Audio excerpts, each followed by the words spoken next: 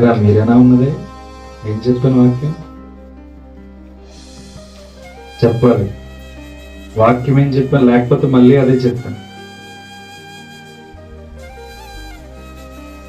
ఏం చెప్పాను వాక్యం?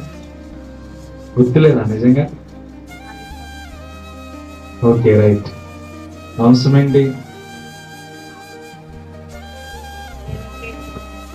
చెప్పడానికి భయపడుతున్నారా, లేకపోతే డౌట్ వచ్చిందా, లేకపోతే మీరు? నాకు అర్థం కాదు. చెప్పండి. చెప్పడానికి భయపడుతున్నారా, లేకపోతే ఏమైనా డౌట్ ఉందా ఇది కరెక్టే కాదని? మీరు విన్న వాక్యం కరెక్టే, చెప్పడానికి అంత ఆలోచన చేస్తున్నారండి. ఎప్పుడైనా మనము రూపాంతరపరచబడడానికి క్రొత్త అనుభవాలను పొందుకుంటూ వెళ్ళాలి. మీరు ఎప్పుడు మౌనంగానే అలా ఉన్నారనుకో, సాతానుడు కూడా ఆ మౌనాన్ని అలాగే పాటిస్తారు. మనం ఎప్పుడైతే